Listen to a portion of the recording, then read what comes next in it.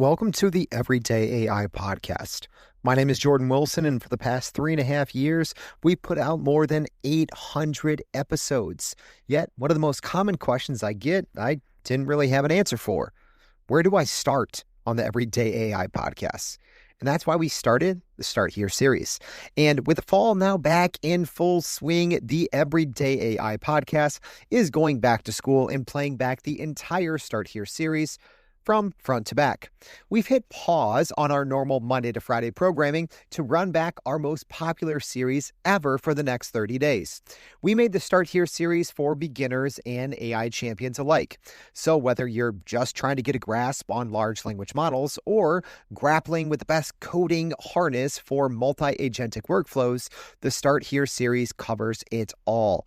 Plain language, no jargon, and easy to follow along each day. So make sure to subscribe to the podcast and check back each day for new insights day by day. This series is a culmination of spending more than 10,000 hours covering generative AI over the past 3.5 years. So you don't want to miss a single episode of the Start Here series. Let's get into it. 3.5 years ago, AI was kind of like a party trick. I mean, if your entire company or department was using AI in late 2022, people probably would have thought that you were crazy or you could have easily gotten into some hot water. Oh, how the times have changed. I mean, now if your entire department isn't using AI, you're definitely in hot water. That's because there's a good chance that your company, or your department might be sinking if you're not.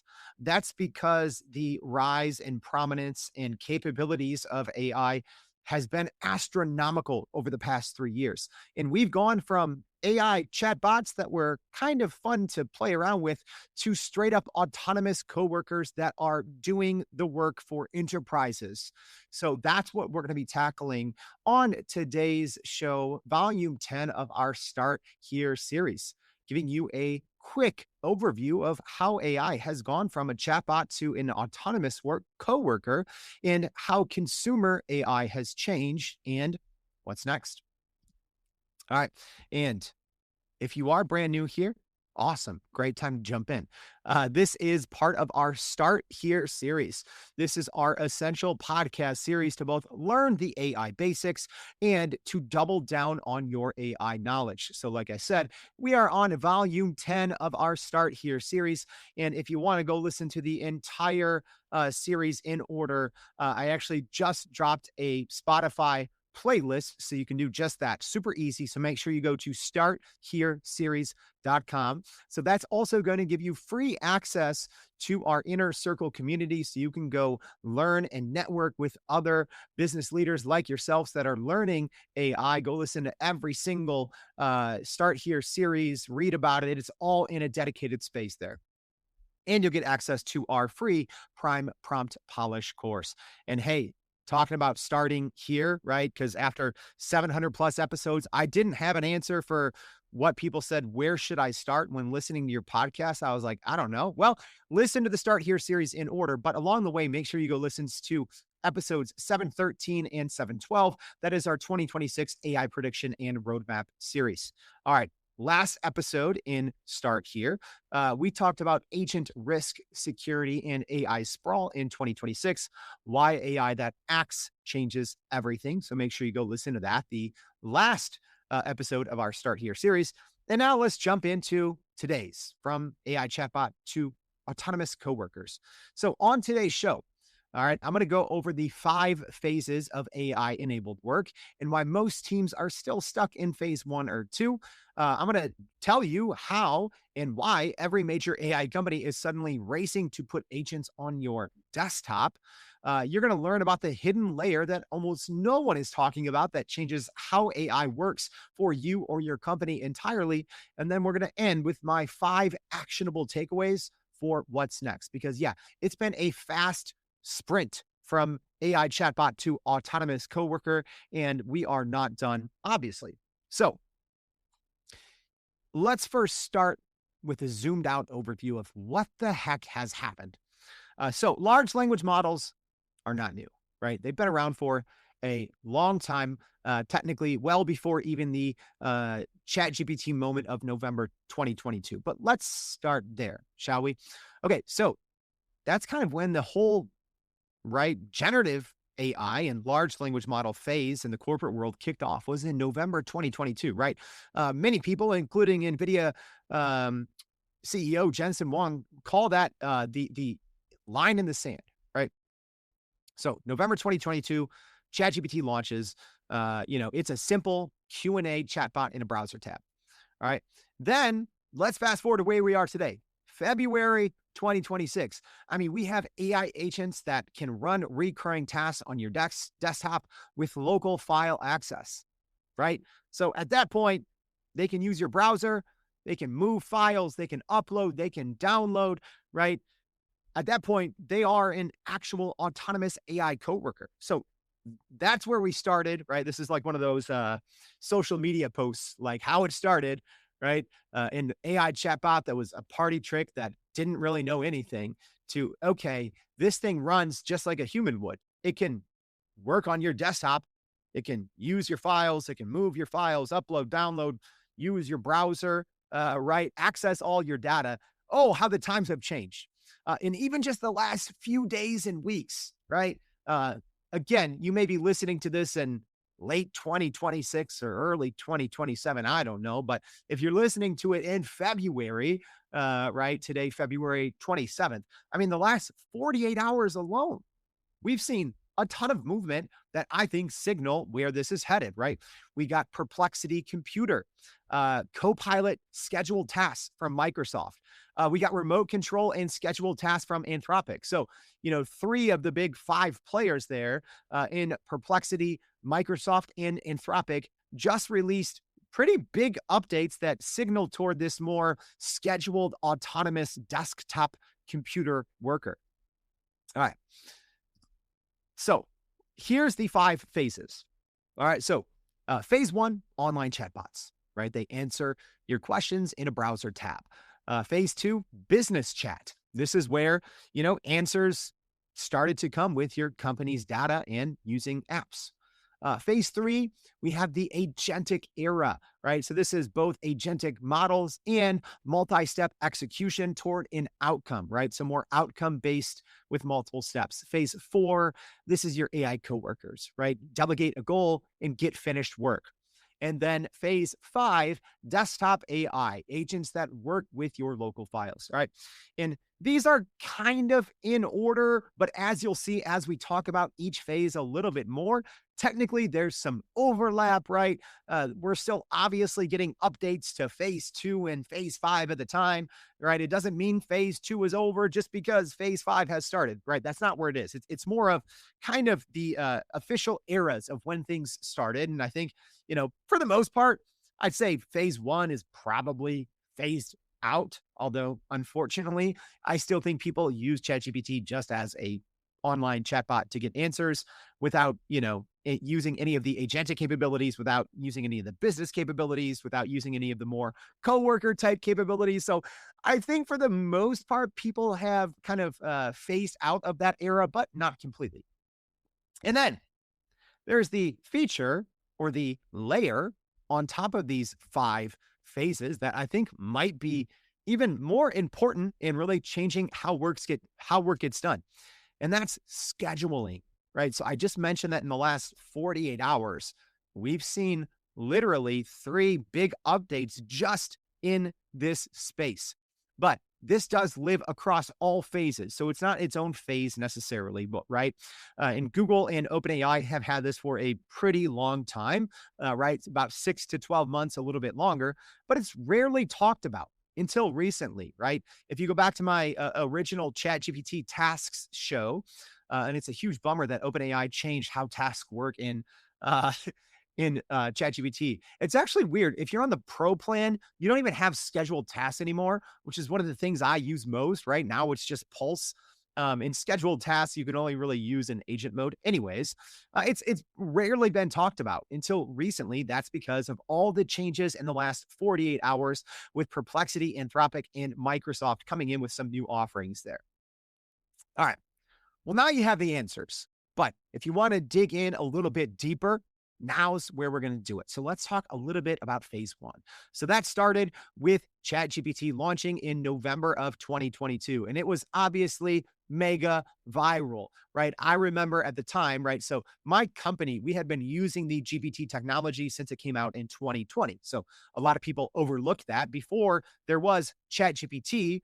OpenAI put their product out there, GPT-3, in other pieces of software. So when ChatGPT came out, at least for me, and I used it in November, I'm like, this stinks, right? It was terrible. It was worse than using the other platforms that had been out for 2 years, obviously, because they had the time to improve their platforms. But regardless, this is what put today's AI and large language models on the map. And it did technically, I think, change the course. And this might sound corny, but it's true. I think it's going to change the course and has changed the course of business history.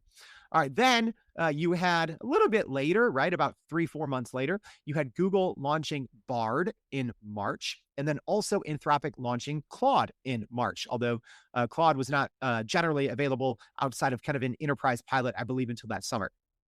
But at the time, this is just online chatbot era, right? Ask a question. So a couple huge reasons why in this first phase, this wasn't suited for the business world, right? One of the reasons large language models at the time did not have access to the internet. Okay.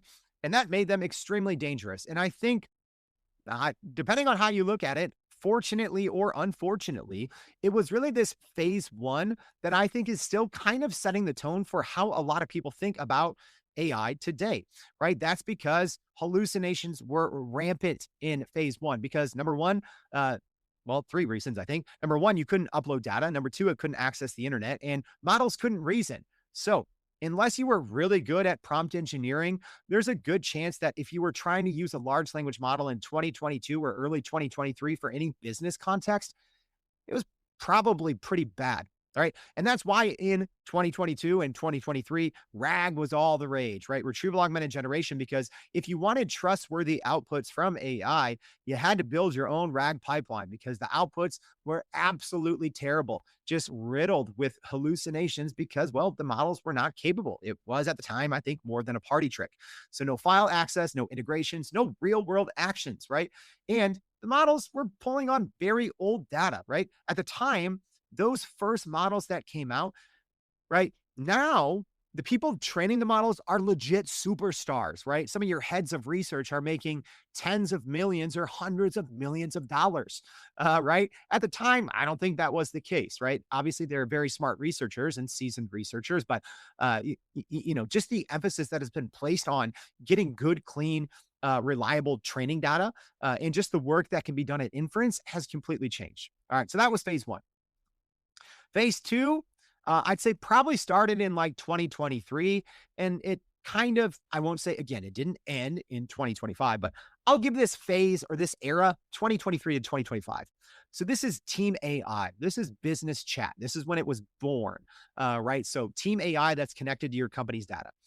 So first, I think technically first was Microsoft Copilot in late 2023. And then also you had ChatGPT Enterprise in August 2023. And then you had Gemini for Workspace in February 24, and also Anthropic for Teams and Enterprises came out in 2024 as well. But it wasn't just going team first, right? That was a big first step. So along with that, companies found out, right, or big AI labs, they're like, okay, this is great to get 100 million consumers to check out your AI chatbot. But if we want to make this a tool that companies are going to buy, right? Because at the time, I think it was Microsoft that was cleaning house with enterprise AI, right? Because when they came out in 2023, there weren't a lot of other options if you wanted to get 10,000 people to use a product, right? You weren't going to use a consumer chatbot that didn't have data. So this is really the maturation phase. And I think things like ChatGPT connectors, Claude connectors, Google Apps, right? All these things in 2025 really, I think, help solidify this space and also cut down on hallucinations. And this is where AI could finally access your email, docs, and drives all in a dynamic way. But it really couldn't act on it, right? At least in the earlier parts of 2025. That's kind of in the next phase. But this is the beginning of, AI going from fun party trick to, okay, this could work, right? Kind of the experimentation phase of 2023 and 2024 to, I think, by 2025, the business world knew, I would say, I was hoping or assuming it would be in 2024, but I don't think it was maybe until early 2025, maybe late 2024, that everyone realized, oh yeah, the future of work is 100% AI and there's no way around it. I think you still had fence sitters in 2024 at the enterprise level, which is absolutely nutty to me because now I think those fence sitters are paying for it. But phase two really pushed it. Phase three, I'll say, started in 2024, kind of through 2025, although it's still technically going on, right? And it's ever improving. But this is the agentic area. This is where you have AI that plans and executes, right? I think technically you could say 2023 because Microsoft had Copilot Studio at the very end of 2023, but I'll say 2024 because I think nothing was really, adapted at large until 2024. But this is when you had things like OpenAI launched Operator in January 2025, right? That was a big moment, although Operator was fairly bad and slow. But it signaled a big shift toward AI that could think and do human work, right? The big thing was being able to access a browser, which is what Operator could do. It was an agent that could navigate the web autonomously. Then I think you had this shortly thereafter, you had this push for agentic browsers, right? So different than an agent, it is a browser powered by a reasoning model. So, an agentic browser, one of its main features is to agentically browse the web. So I think some tools like ChatGPT Atlas, Perplexity Comet, Google, announced their agent mode, Project Mariner. They had their Gemini in Chrome. That was probably more, late 2025. But the key shift here, I think, was reasoning models, right? They powered all of this. You don't have worthwhile AI agents without reasoning models. All right, models that can think, plan, use logic like humans can. All right. And that's really what I think separates, at least in my opinion, it was the agentic era that I think is ultimately going to be the most impactful. It wasn't ChatGPT, right? Because if we never kind of had models that could reason, or which that would mean we probably would never have AI agents, right? We would have more human duct tape than agentic output. So it wouldn't have been worth it for any businesses to truly invest in AI over the long term if we never entered into the agentic era or reasoning models, right? So some of the models, maybe you've heard of these. They're a little older by now, but O1 preview really kicked it all off in September of 2024. Then you had Gemini 2.0 Flash in December 24, and then Claude Sonnet 3.7, I think, was their first reasoning or hybrid model from Anthropic in February 2025. So a pretty big, like 8-month period there where we kind of left the quote unquote old versions, the non-thinking transformer models, right? Even though they're still transformer models, they just think and reason, right? But I really say that's like the old school AI versus the new school AI, because I think what agentic models can do and their capabilities, the scaffolding, the harnessing that continues to be improved, right? You can make the argument today, and I've talked with very smart people about this, right? Like the head of Microsoft Research that's been working in agents for 20 years, the head of agents at Cloudflare, right? I've had so many conversations with extremely smart people in the space that have essentially agreed that, yeah, if you're using, GPT 5.2 Pro and you have all your business data connected to it, that's an agent, right? Especially when you can schedule it and it can act autonomously. It's like, yeah, that's an agent, right? Or if you're using, Gemini 3.1 Pro and scheduling things and it has access to your data, that's an agent, right? So, but it really started with the reasoning models. Then we have phase 4. This is AI coworkers. So where you delegate a goal and it just finishes work on its own, right? And yes, I know and understand that some of these phases start to blend together. I get it, right? But in my opinion, the big difference between the agentic era, I would say that's more model and browser based, right? And that's kind of the foundation or the stepping stones for today's AI coworkers or agent coworkers. And this is more or less general AI agents that have a virtual computer and can access your data. So, right, you can say that's, ChatGPT agent mode, Google Gemini agent mode, obviously. But I'd say things like Manus, right? Huge, successful launch for Manus, recently acquired by Meta. Same thing with GenSpark, right? GenSpark, another kind of general purpose agent that can browse the web, right? It can access all your data, but for the most part, scheduling, a lot of these AI coworkers are more browser based, right?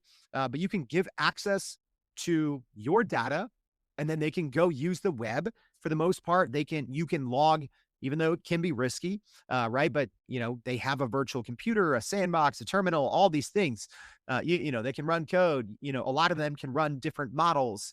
Use sub agents, right? So this is kind of the version of a virtual AI teammate that works more in the cloud. And then we also, the newest entry here, Perplexity Computer that was just launched that uses 19 AI models. Yeah. Let me know if we should do a show on Perplexity Computer. I've been thinking about it. All right. And then that leads us to phase 5. And this is kind of where we're at now. Although, yes, we're still in phase 4 with AI coworkers. That's not going anywhere. We're still in the agentic era. That's not going anywhere. But I think where we are today, right? The era that is maybe most recently started, that is desktop AI agents, right? So this is a little different in a step, both in a technically a more opportunistic direction, but also in a much more dangerous direction as well, right? It is probably in most cases, and I think most experts would agree, somewhat safer to use a cloud based agent that maybe can't access your local files, right? Even though they can oftentimes, if you grant them access, they can access your Gmail and your OneDrive, your SharePoint, or right, your Notion, right? You can add all these different connectors and apps to the kind of virtual AI coworkers. But in phase 5, this is agents that are running on your actual computer. So they can do everything that an AI coworker can do, right? A virtual AI agent, but they can control your actual computer. All right. So I think technically, you could say, oh, this is more 2026 starting, but technically, I think Claude Code kicked this off in February 2025, but it really got popular, I would say, in the fourth quarter of 2025, right? So Claude Code was essentially a desktop coding program that really what it turned into. I think some of the popular use cases that really exploded this category was actually people using Claude Code, a terminal tool for developers. Well, non developers started to use it for, well, non technical work. And I think Anthropic realized that early on and capitalized on it. And that led to the launch of Claude Cowork in January 2026, which I absolutely love. I'm a big Claude Cowork fan. I use Claude Code as well on the desktop version, not in the terminal, not really a terminal guy myself. Right. But this is now you have in the desktop version of Claude Code and Claude Cowork. This is a desktop AI agent that can control your computer and work for hours. Right. I'm never one that's intentionally trying to push desktop AI agents to go longer and longer, but I got Codex to work for 10 hours once. Right. I've gotten Claude usually is a little faster, sometimes not as thorough. I personally prefer Codex. I'm going to talk about that here in a minute. But these are now desktop AI agents that have access to literally everything: your computer, your files, your notes, your browser, everything. Right. So you can't talk about Claude Code and Claude Cowork without talking about OpenAI's Codex. All right. And I am crazy bullish on Codex. I freaking love it. If you've been listening since Codex was released, I probably have it running 8 to 10 hours a day. All right, I'm really getting my money's worth on the pro plan there, and I know they've had like double usage, and I think that might be going away sometime soon, or maybe it went away sometime soon. That's why I'm hitting my limits, right? So OpenAI launched Claude, their Codex desktop app, in February, and this is more of a multi-agent command center.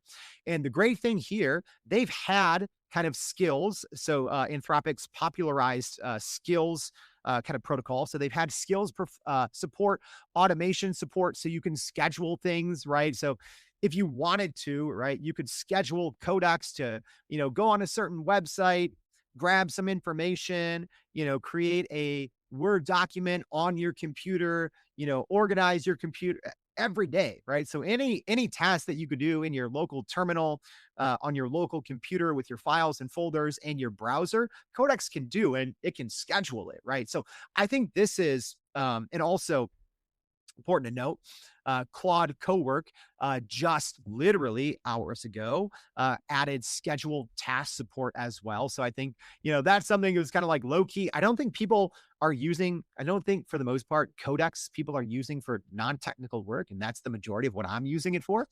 So that space, the desktop AI agent space that can control your browser, access all your local files, upload, download. I mean, it's huge, right? And you can't talk about this space, the desktop AI agent, without talking about OpenClaw, right? So OpenClaw technically can run in a virtual environment. So you could say it's a phase 4, an AI coworker, but many people are buying OpenClaw, their own or its own computer, right? And that's all that happens. This is OpenClaw's computer, right? And this is where, it has its own phone number and its own, email, right? But that's where we're at now, right? This is the journey from an AI chatbot that hallucinated and was just kind of a fun party trick and no businesses would touch. Now, literally, you have companies buying dedicated computers for multiple. I've seen stories of this, right? People buying multiple dedicated computers for every single employee so they can have, desktop AI agents running more and more. So the hidden kind of phase that impacts it all, right? So there's our 5 phases, but the hidden one is scheduling.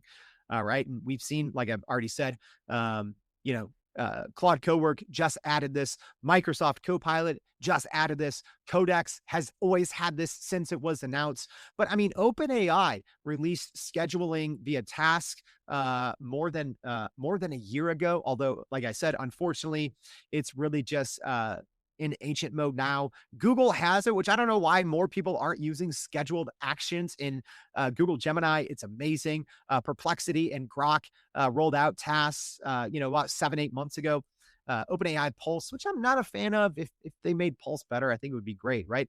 But this is kind of the hidden layer that infiltrates now, phases 2 through 5, right? The ability now to schedule, right? Whether it's scheduling a desktop agent, which is crazy, right? That's why I leave my computer on now all the time because, all of a sudden, oh, it's 2 a.m., Codex is going to go do a 3-hour task for me, right? So this is, if you aren't paying attention to scheduling, whether it's in the business chat context, whether it's the remote, AI virtual coworker, or whether it's phase 5, you have to pay attention to. All right. Now let's wrap it up here. I told you I'm going to give you what's next. And here's kind of my 5 facts and strategies for what's next. All right. Number 1, agents are delivering real artifacts, decks, docs, spreadsheets, everything better than humans. I think this is probably one of the most overlooked facts and aspects of large language models. And this is models by default. People don't understand that you can literally, if you know what you're doing, if you give, Claude, or I'd say right now, probably Anthropic and OpenAI are the leaders in this, at least on the, business chatbot space. You can literally go do your research, contextualize and personalize through your business context, and create spreadsheets and docs decks, etc. All right. Number two, desktop AI creates a security and governance challenge that most IT teams aren't remotely ready for. So be ready for agent drift and agent crash. That is going to be a huge trend of 2026 and 2027. All right, the next piece of advice here, tomorrow's AI winners are going to care less about what actual AI systems they're using, and they're going to care more about and spending more time rebuilding how knowledge work works, right? I think, oh, today's best model, right? It becomes a commodity, right? They're all getting similar or the same features. Yes, I still think there's always going to be winners and ones that are slightly better. But if your team is spending more time on deciding, oh, are we going to use Gemini or OpenAI? Oh, are we going to use, Claude or Google, right? At that point, if you're spending more time doing that than rebuilding how knowledge work works, you're behind. All right. Number four, the AI assistant era is already over, right? The AI worker era is here, both virtually and on the desktop. And most companies haven't noticed because I think it's been swift, right? A lot of these other rollouts, right? Even if you look at the, the business chat context, you could say that took 18 months, right? The AI worker and going from AI assistant to AI worker has taken 18 days. It is fast. It is here. Most companies haven't noticed. If you're listening to me, you need to pay attention. All right. And then last but not least, scheduled or proactive AI is the sleeper feature that changes the entire relationship between humans and AI, right? And it's still one of those things that's flying under the radar for now. So if your company, your department wants to take advantage, that's where you should be spending your time on right now. All right. I hope this one was helpful. A quick journey and recap of how we got from AI chatbots to now we have autonomous AI coworkers. So if this was helpful, please go to starthereseries.com. That's going to give you free access to our Inner Circle community, and it's going to put you right into our Start Here series channel where you can listen to now all 10 volumes of our Start Here series. So thank you for tuning in. I hope to see you back tomorrow and every day for more Everyday AI. Thanks, y'all. And that's a wrap for today's edition of Everyday AI. Thanks for joining us. If you enjoyed this episode, please subscribe and leave us a rating. It helps keep us going. For a little more AI magic, visit youreverydayai.com and sign up to our daily newsletter so you don't get left behind. Go break some barriers, and we'll see you next time.